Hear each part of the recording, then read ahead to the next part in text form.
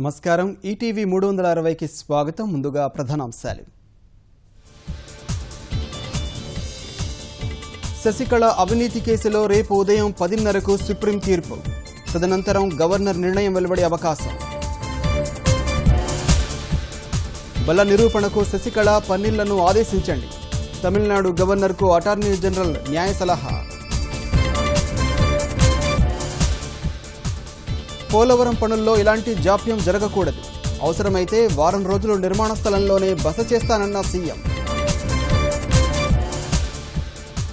ప్రభుత్వ ప్రతిష్టను మంటగలిపేలా ప్రతిపక్షం తీరు. అరాచకాలు చేయాలని చూస్తే సహించేది లేదని సీఎం హెచ్చరిక.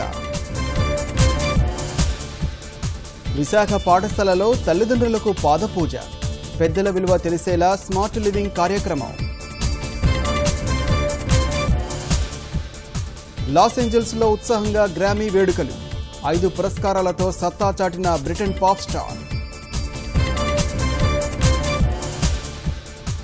లాహోర్లో ఆత్మాహుతి దాడి. 16 మంది మృతి, 40 మందికి పైగా గాయాలు.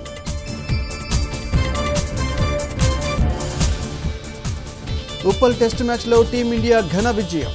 బంగ్లాదేశ్ను 208 పరుగుల తేడాతో చిత్తు చేసిన కోహ్లీ సేన.